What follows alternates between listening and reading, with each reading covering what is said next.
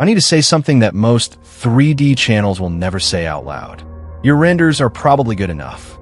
Your software skills? Probably fine. Your portfolio? Honestly, probably not the problem.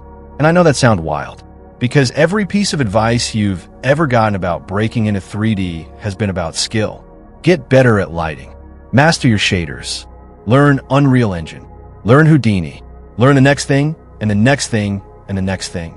But there is one thing, one specific thing, that has nothing to do with any of that, that is silently sitting between you and the career you're trying to build. And once I name it, you're going to see it everywhere. Quick disclaimer before we get into it. This video isn't going to be comfortable for everyone. I'm not here to hype you up and tell you that you're one tutorial away from success. That's not what this channel is. What I'm going to do is give you an honest, direct breakdown of what actually separates the 3D artists who are working, getting clients, getting hired, building real income, from the ones who are just as talented but completely stuck. And the gap is not what you think. I've seen it play out over and over again. Junior artists with incredible work who can't get a callback. Mid-level freelancers with beautiful portfolios who are still taking any gig they can find. And then artists with objectively average work who somehow keep landing projects, getting referrals, moving up. What is the difference? Stay with me, because I'm going to build to this properly, and when it lands, I want it to actually stick. I want you to imagine two artists. Same skill level, same tools, both applying for the same freelance project. Artist A sends a beautifully packaged proposal. Clean portfolio, strong renders, professional email. Artist B sends a decent proposal. Work is good, not exceptional. In a vacuum, Artist A wins every time, right? Except here's the thing. The client already knew Artist B's name before they opened either email. Artist B got the job. Now why? How? What did Artist B do that Artist A didn't? That's exactly what I'm about to explain. But I need to set one thing up first, because if I just give you the answer without this context, you're going to dismiss it as obvious. And it's not obvious. Most people hear it and immediately misunderstand what it actually means. The one thing holding back your 3D career is that you're operating like a craftsman in an industry that hires based on familiarity. Let me say that again differently. In almost every creative industry, and 3D is no exception, the people making the hiring decisions, the clients signing the contracts, the studios filling the seats, they're not going through portfolios cold and picking the best one.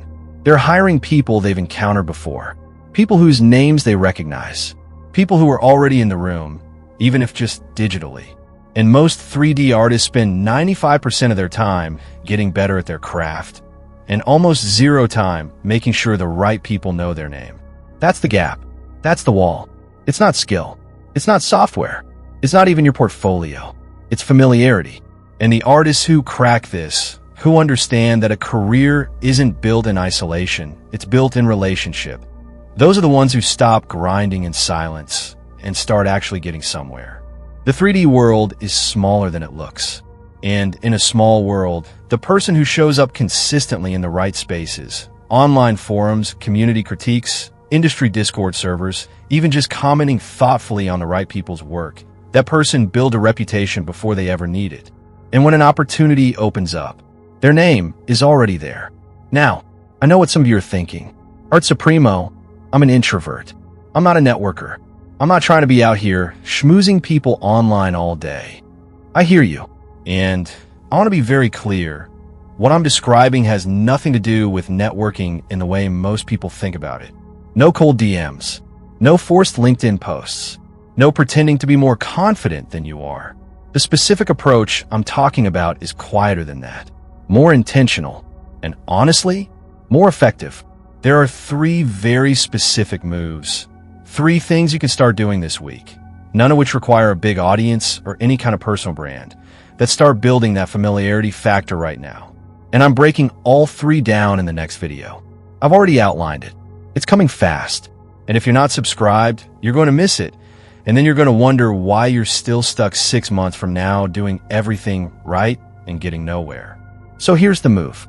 Hit subscribe and turn on notifications if you actually want to catch the next one the day it drops.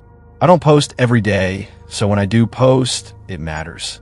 And while you're down in the comments, tell me this: what's the specific thing you've been struggling with most in your 3D career right now?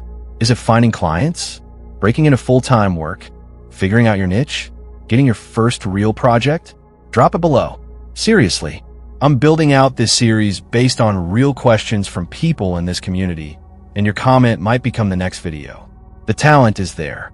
It's always been there. Let's make sure the right people actually see it. See you in the next one.